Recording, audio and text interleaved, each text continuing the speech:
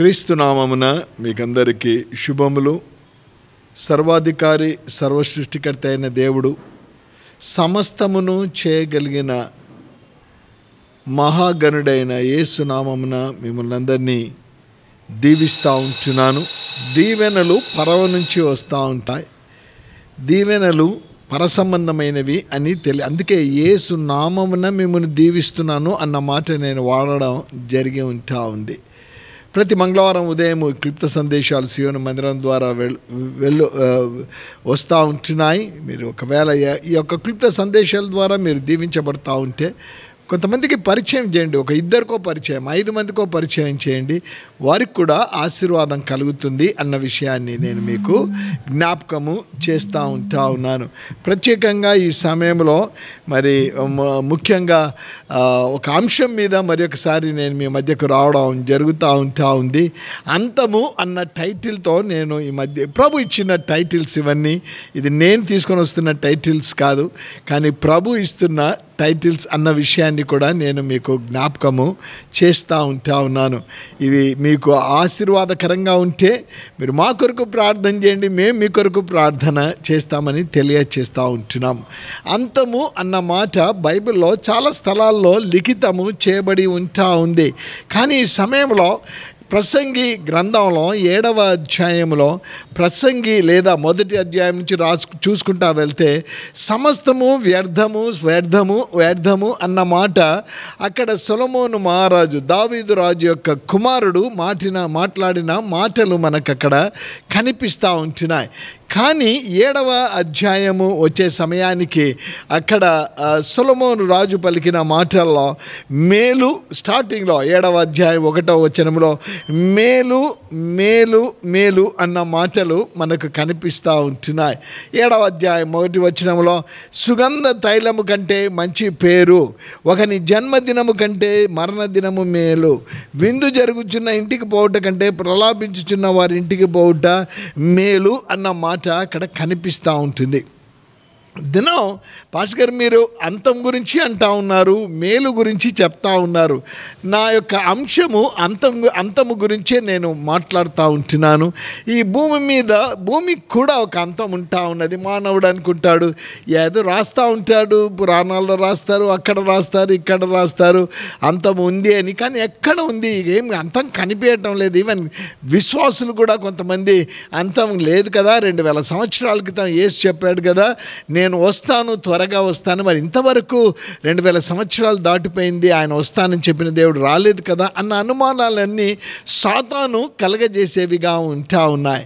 నేను మాట్లాడే ఈ యొక్క మాట, ఈ అంశము అంతం అనేది నిత్యత్వమునకు నిన్ను నన్ను చేర్చేదిగా ఉంటుంది అన్న విషయాన్ని నేను మీకు జ్ఞాపకము చేస్తూ ఉంటున్నాను. యాకోబు భక్తుడు రాస్తాడు, ఇదిగో ఆయుష్ ఆవిరి బుడగ వంటిది అన్న మాట అక్కడ లిఖితం చేయబడి ఉంది. మరి మోషే భక్తుడు తన ప్రార్థనలో 90వ కీర్తనలో అంటాడు, మానవుని ఆయుష్ 70 సంవత్సరాలు, అధిక బలం ఉంటే 80 సంవత్సరాలు అన్నాడు. అదే 90వ కీర్తనలు ఏమంటాడంటే, ఇదిగో గడ్డి పరక వంటి వారం మనం ఎగిరిపోదుము అన్న మాట కూడా ఉంది. కీర్తన 90లో స్టార్టింగ్లో 1, 2, 3 వచనాలు అక్కడ మోషే భక్తుడు పలుకుతూ అంటా ఉన్నాడు, ఇదిగో ప్రభు పలికిన మాట, నరులారా తిరిగి రండి అని సెలవిచ్చుచున్నావు. అంటే ఈ భూమి మీద మన యాత్ర కొద్ది కాలమే ఉంటా ఉంది. 70 సంవత్సరాలు, అధిక బలం ఉంటే 80 సంవత్సరాలు. ఈ మధ్య చూస్తూ ఉంటే న్యూస్ పేపర్లలో కానీ టీవీ న్యూస్లలో కానీ కొంతమంది 25 సంవత్సరాలు 30 సంవత్సరాల వయస్సులోనే ఈ హార్ట్ అటాక్స్ అనేవి రావడం, ఇంకా ఎవరు రావడం, ఇవన్నీ జరుగుతూ ఉంటుంది. మానవుని వయస్సుకు ఒకవేళ మోషే భక్తుడు 120 సంవత్సరాలు అన్న ఆ వయసు అనేక సార్లు కొంతమంది త్వరగా కూడా నేను చావుని గురించి మాట్లాడటం లేదు, కానీ అంతం గురించి మాట్లాడుతూ ఉన్నాను. 7వ వచనంలో సొలొమోను భక్తుడు రాస్తూ ఉంటున్నాడు. 8వ వచనం, క్షమించండి, 7వ అధ్యాయం 8వ చక్క 7, 8 గుర్తుపెట్టుకుంటే ప్రసంగి గ్రంథం ఆ అధ్యాయాన్ని మీరు చదివితే, లేదా ప్రసంగి గ్రంథాన్ని మీరు చదివితే చాలా ప్రాముఖ్యమైన విషయాలు అక్కడ లిఖితం చేయబడినట్టు కూడా ఉన్నాయి. సో 8వ వచనంలో కార్యారంభము కంటే కార్యాంతము మేలు. నేను అంతం గురించి మాట్లాడుతాను. కార్యారంభము అది బిగినింగ్ అయిపోయింది మన జీవితాల్లో. 30 సంవత్సరాలు అయి ఉండొచ్చు, 10 సంవత్సరాలు అయి ఉండొచ్చు, 15 సంవత్సరాలు అయి ఉండొచ్చు, లేదా ఒక 40 సంవత్సరాలు, 70 సంవత్సరాలు, నాకు తెలియదు. కానీ బట్ ఆ కార్యము జరుగుతూ వస్తూ ఉంటే అయినాయి, జరిగిపోయిన కార్యాలు మళ్ళీ తిరిగి జీవితంలోనికి రావు. కానీ అంతం గురించి నీవు నేను చాలా జాగ్రత్తగా ఉండాలని వాక్యం సెలవిస్తూ ఉంటుంది. సొలొమోను దావీదు రాజు యొక్క కుమారుడు. ఆయన ఆరంభం చాలా చక్కగా ఉండింది. ఆ తండ్రికి ఎంతో విధేయుడైన కుమారుడిగా ఉన్నాడు. చక్కగా తండ్రి చెప్పే పనులన్నీ చేసుకుంటా ఉన్నాడు. ఆఖరికి దావీదుకు కుమారులు కూడా ఉన్నారు, ఇతర కుమారులు కూడా ఉన్నారు. కానీ ప్రభు సొలొమోనును ఏర్పాటు చేసుకున్నట్టు మనం వాక్యంలో మనము చూస్తూ ఉన్నాము. అంతేకాకుండా దావీదు దేవునికి ఒక మంచి ఆలయం కట్టాలి అన్నప్పుడు ప్రభు అంటాడు, దావీదు నువ్వు కట్టవు, కానీ నీ కుమారుడైన సొలొమోను నాకు ఒక మందిరాన్ని నిర్మిస్తాడు అని వాక్యంలో ఇవన్నీ మొదటి రాజుల గ్రంథంలో మనం ఒకవేళ 5వ అధ్యాయం 3వ అధ్యాయం నుంచి చదువుకుంటా వస్తే ఆ విషయాలన్నీ లిఖితం చేయబడి ఉన్నాయి. సో దావీదుకు చెప్పాడు, నీ కుమారుడైన సొలొమోను మందిరాన్ని కడతాడు అని చెప్పి. ప్రభు 3వ అధ్యాయం మొదటి రాజుల గ్రంథం 3వ అధ్యాయంలో మరి అక్కడ సొలొమోనుకు ప్రత్యక్షమై అక్కడ అంటాడు, సొలొమోను ఏం కావాలి నీకేం కావాలో నన్ను అడుగు, నేను ఇస్తాను అని చెప్పాడు. సొలొమోను అంటాడు, నాకేం అక్కర్లేదయ్యా, జ్ఞానమీ ప్రజలనందరినీ ప్రభు అంటాడు, నువ్వు జ్ఞానమే అడిగావు కాబట్టి జ్ఞానంతో పాటు సమస్తాన్ని బిగినింగ్ గురించి నేను చెప్తా. సొలొమోను జీవితంలో బిగినింగ్ ఏ విధంగా ఉంది అలా ఉండింది. జ్ఞానం పొందాడు, ఐశ్వర్యం పొందాడు, అన్నీ ఉన్నాయి. ఇంకో చెప్పాలి అంటే ఆ యొక్క సొలొమోను యొక్క జ్ఞానాన్ని గురించి తెలుసుకోవడానికి శిబరాని వచ్చింది. అనేకులు కూడా ఆ సమయంలో వారు వచ్చినట్లు కూడా మనము వాక్యములో మనము చూస్తూ ఉన్నాము. ప్రియ విశ్వాసులు, ఈ దినం ప్రత్యేకంగా ప్రభు ఈ వాక్యం ద్వారా మనతో మాట్లాడనంటా ఉన్నాడు.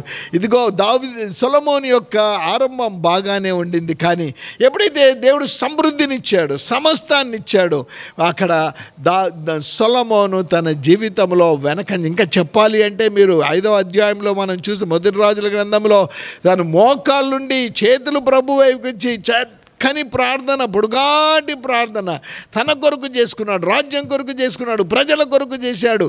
ఎంతో భయభక్తులు సమస్తాన్ని తను కలిగి ఉన్నాడు. కానీ ఎప్పుడైతే వీటన్నిటినీ పొందాడో జీవితంలో తన జీవితంలో దేవుడిచ్చిన ఆశీర్వాదాన్ని పోగొట్టుకున్నాడని మనకుండేది ఒక 10 నిమిషాల్లో మరి అన్ని విషయాలు చెప్పలేం. సొలొమోను దేవుడిచ్చినది ప్రభు హెచ్చరిక కూడా ఇచ్చాడు, జాగ్రత్త సొలొమోను, నీవు నీ తండ్రి ఏ మార్గంలో అలాగే నువ్వు చక్కగా నడుస్తే నా దీవెనలు ఎల్లప్పుడూ నీ మీద ఉంటాయి, నీ ప్రజల మీద ఉంటాయి. మార్గము తప్పినావంటే మటుకు ఇదిగో నీకు నష్టం కలుగుతుందని ప్రభు హెచ్చరించిన మొదటి రాజుల గ్రంథంలో 11వ అధ్యాయంలో ఒకవేళ మనము చూసుకుంటా వెళ్తే సొలొమోను మార్గం తప్పినట్లు మనం చూస్తున్నాం. ఆరంభం బాగానే ఉంటుంది, జీవితాన్ని చక్కగా మొదలు పెడతాం, ఉద్యోగం కావాలని అనుకుంటా ఉంటాం, దేవుడు ఉద్యోగం ఇస్తాడు.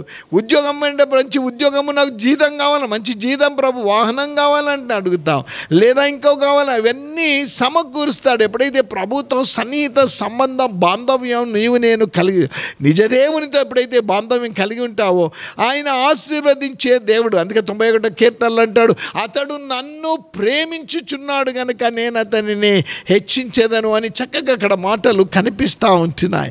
ఎప్పుడైతే ఈ కార్యాలు జరుగుతాయో మన జీవితాల్లో కూడా పడిపోవడానికి ఆస్కారం ఉంటుంది కదా. నేను ర్యాపిడోలో వెళ్తా ఉంటే వ్యక్తిని అడుగుతూ ఉన్నాను, నువ్వు ఇదే పని చేస్తావా, ఇంకేమైనా చేస్తావు అంటే, లేదు సార్ నేను ఉద్యోగం చేసుకుంటాను కానీ అప్పుల్లో పడిపోయాను సార్. ఎందుకు అప్పుల్లో పడిపోయాను, చక్కని జీతం అంతా ఉంటుంది, ఇదిగో పెళ్లి చేసుకున్నాను, తర్వాత నాకు కొన్ని అలవాట్లు వచ్చేసాయి, జీతం బాగుంది కానీ అలవాట్లు ఈలోక సంబంధమైన అలవాట్లు వచ్చేసాయి, దాన్ని బట్టి నా భార్య విడిచిపెట్టి వెళ్ళిపోయింది, ఈ అప్పులు తీర్చుకోవడానికి సాయంకాలం ఈ పని చేస్తూ ఉన్నాను, నీకు ఇంకా వేరే అలవాట్లు కూడా ఉండవచ్చేమో. మౌనం వహించాడు.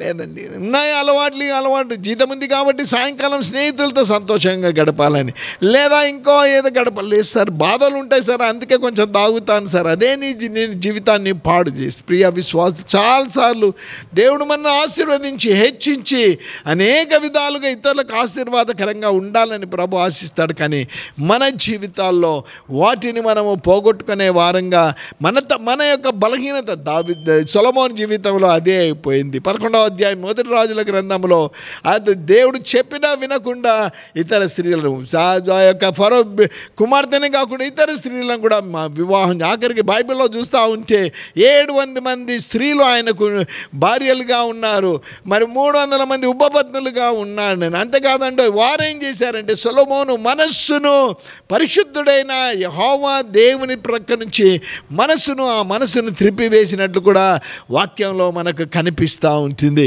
అంతేకాకుండా యెరూషలేములో కట్టబడిన దేవుని ఆలయానికి ముందు ఆ యొక్క పర్వతం మీద వాళ్ళకు బలిపీఠాలు కట్టించినట్టు మనం చూస్తున్నాం. వారు దేవతలకు బలులు అర్పించడం మనం ఇవన్నీ చూస్తున్నాం. ఎంతో చక్కగా హింసింపబడిన సొలొమోను అంత బాగా లేదండోయ్. ఒక ఎగ్జాంపుల్ మనం ఆయన బైబిల్లో ఉంటున్న ఆ యొక్క ఎగ్జాంపుల్నే మనం తీసుకుంటా ఉన్నాం. ఆయన ending wit was not good. Excuse me. ఆ తర్వాత అతడు పశ్చాత్తాపపడ్డా లేదా అన్న విషయాలు అవి బైబిల్లో తెలియచేస్తూ ఉంటాయి. కానీ సొలొమోను జీవితం దేవునికి దూరం అయిపోయినట్లు మన వాక్యంలో మనం చూస్తూ ఉంటున్నాం. అందుకే ప్రసంగి గ్రంథంలో 7వ అధ్యాయంలో సుగంధ తైలం కంటే మంచి పేరు ఉండాలి అని చెప్పాడు. ఒకని జన్మదినం కంటే మరణదినం, ఒకవేళ ఎప్పుడు మరణిస్తామో మనకు తెలియదు. అందరికీ మరణం అంటే భయం. జన్మదినం అంటే కుమారుడు కుమార్తె పుట్టారంటే ఎంతో సంతోషం ఉంటా ఉంది. మరణదినం అంటే అందరికీ భయంగా ఉంటుంది. కానీ సొలొమోను అంటా ఉన్నాడు మరణ దినము మేలు అంటా ఉన్నాడు. అంతేకాకుండా ఈ యొక్క ఇంటికి ప్రలాపించే ఇంటికి పోవడం మేలు అంటా ఉన్నాడు. ఎలా ఉంది జీవితం? ప్రజలు నిన్ను చూచి అయ్యో మంచి వ్యక్తి అని చెప్పగలుగుతున్నాడు. ఈయన జీవితం బాగుందని, ఈ స్త్రీ జీవితం బాగుందని చెప్పగలుగుతున్నారా? లేదా అందరికీ ఏదో సువాసన అనేది కొద్ది కాలమేనండి. సెంట్ వేసుకుంటే 1 దినం ఉంటుంది, 2 దినాలు ఉండొచ్చు, 3 దినాలు ఉండొచ్చు. అదే షర్ట్ నువ్వు 3 దినాలు వేసుకోవు, మరి వేరే షర్ట్ వేసుకోవాలా, అది వాషింగ్కి ఇవ్వాలి, ఆ సెంట్ వాసన పోతుంది. కానీ హృదయములో మంచి స్వభావం కలిగి, మంచి దేవుని నీ హృదయంలో కలిగి, మంచి అలవాట్లు నీవు కలిగి ఎలా వింటున్నావు నాకు తెలియదు. బానిసవైపోయావు ఒక తాగుడుకు, అబద్ధాలకు బానిసవైపోయావేమో, యొక్క మోసకరమైన జీవితంలో మోసపోయావు. ఈ మధ్యనే మా గ్రాండ్ చిల్డ్రన్ కోసం ఒక ఆటో పెడతాను, ఒక మంచి వ్యక్తి కనిపిస్తే చాలా మంచిగా మాట్లాడాడు. నేను ఏ కులం ఏ మతం అని చెప్పను, కానీ చాలా మంచిగా మాట్లాడాడు. అన్ఎక్స్పెక్టెడ్ మా భార్య చనిపోయింది అన్నాడు. సరే ఏదో ద్రవ్యం కావాలన్నాడు, ఇచ్చాం, వస్తాడు కదా అని. ఒక దినం వచ్చేసాడు, మాయమైపోయాడు. ప్రియ విశ్వాసులు, జీవితంలో మంచి పేరు సంపాదించుకో, ఇతరులకు మేలుకరంగా నీ ఉండాలని వాక్యం సెలవిస్తూ ఉంటుంది. నీ ఆరంభం ఎలా ఉందో నాకు తెలియదు, కానీ నీ అంతమో నీకు మేలుకరంగా ఉండాలని నేను ఆశిస్తూ ఉంటున్నాను. నీ అంతమో నీకు మేలుకరంగా ఉంటే ఈ లోకాన్ని నువ్వు విడిచిన మరుక్షణమే ఆత్మ అంట. ఇదే ప్రసంగి గ్రంథంలో సొలొమోను రాస్తాడు 12. మన్నైనది మంటికి చేరును, ఆత్మ దాన్ని దయచేసి నా దేవుని దగ్గరికి వెళ్తుందని వాక్యం సెలవిస్తూ ఉంది. నిరీక్షణ ఉందా? విశ్వాసం ఉందా? తప్పకుండా ఈ మట్టి శరీరం నాది మన్నికి వెళ్ళిపోయినా ఒక దినము నా శరీరం ప్రభు వచ్చినప్పుడు మహిమ శరీరం ధరించుకుంటుందని నిరీక్షణ కలిగి, ధైర్యం కలిగి ఉన్నావా? నేను ఈ క్షణంలో నా మట్టి శరీరం మన్నైపోయినా నా ఆత్మ దేవుని దగ్గరికి వెళ్తుందని, ఒక దినం ప్రభు వస్తాడంట, ఈ మట్టి శరీరాలు మహిమ శరీరాన్ని ధరించుకుంటాయంట. ఎలా ఉన్నావు? నీ అంతము నీకు మేలుకరంగా ఉంటుందని దృఢ విశ్వాసం కలిగి ఉన్నావా? లేదండి పాస్టర్ గారు, నా జీవితంలో కొన్ని అలవాట్లు వచ్చేసాయి, కొన్ని టెన్షన్స్ను బట్టి కొన్ని చెడు అలవాట్లు వచ్చేసాయి, మోసకరమైన జీవితం నాలోకి వచ్చేసింది, ఇదిగో నా అబద్ధాలు చెప్పడం నా జీవితంలోనికి వచ్చింది, కుటుంబం కూడా నాశనం అయిపోతూ ఉంటుంది, ఎక్కడ ఇంకా జీవితం ఇలా ఉంది కదా బ్రతుకుటా ఎందుకు అని అనుకున్నాను. కానీ ఇదే ఈ వాక్యం ద్వారా ప్రభు నన్ను బలపరిచాడు. నాకు ఇంకా వయస్సు ఇంకా నాకు సమయం ఇస్తున్నాడు. నా అంతము నాకు మేలుకరంగా ఉండాలని ఆశిస్తూ ఉన్నాను. ఏం చేయాలి? నువ్వు చేయవలసిందంతా నీ కొరకు ప్రాణం పెట్టిన ప్రభు దగ్గరికి వచ్చేయాలి, యేసయ్య దగ్గరికి. యేసయ్య అంటున్నాడు, ప్రయాసపడి భారం వచ్చిన సమస్త జనులారా నా యొద్దకు రండి, మీకు విశ్రాంతి. రా, ప్రభు దగ్గరికి రా. నీ తప్పిదాలు ప్రభు దగ్గర ఒప్పుకో. అయ్యా నన్ను పరిశుద్ధినిగా చేయి, నువ్వు పరిశుద్ధుడవు, నన్ను పరిశుద్ధినిగా చేయి అని నువ్వు అడిగితే ప్రభు నిన్ను చేస్తాడు. నీ అంతము నీకు ఆశీర్వాదకరంగా ఉండేటట్లు. నమ్ముతున్నావా? నమ్మితే నాతో కూడా కలిసి ప్రార్థనలో ఏకీభవించండి. పరిశుద్ధుడైన మహా గొప్ప తండ్రి, వందనాలు, స్తోత్రాలు. నీ ప్రేమకై, నీ వాత్సల్యతకై, నీ కరుణకై వందనాలు ప్రభువా. దావీదు సొలొమోను మాట్లాడిన మాటలు మా మధ్యకు తీసుకున్నాం. కార్యారంభం కంటే కార్యాంతము మేలు అన్నారు ప్రభు. మా అంతం మాకు మేలుకరంగా, ఈ భూమి మీద మా అంతము ప్రభు సరిగా ఉంటే పరమందు మీతో సహవాసం కలిగి ఉంటాం. కృప దయచేయమని ఎందరైతే నాయన మీ దగ్గరికి వచ్చి ప్రభువా నీవు కావాలని అడుగుతున్నారో హృదయాలలో కార్యాలను జరిగించమని సమాధానం వారికి దయచేయండి, సంతోషము దయచేయండి, ఆనందం. ఎవరైనా అనారోగ్యంగా ఉండి కూడా వింటూ ప్రభు నాకు ఆరోగ్యం కావాలని అడుగుతా ఉంటే వారికి కావాల్సిన అనారోగ్యాన్ని తొలగించి ఆరోగ్యం మానసిక బాధలుంటే తొలగించండి, ఆర్థిక సమస్యలుంటే తొలగించండి. మిమ్మును ప్రేమించి మీ దగ్గర నుంచి దీవెనలు పొందే కృప దయచేయమని యేసు నామమున ప్రార్థిస్తున్నాము తండ్రి, ఆమేన్. ప్రభు మిమ్మల్ని ఆశించి దీవించునుగాక.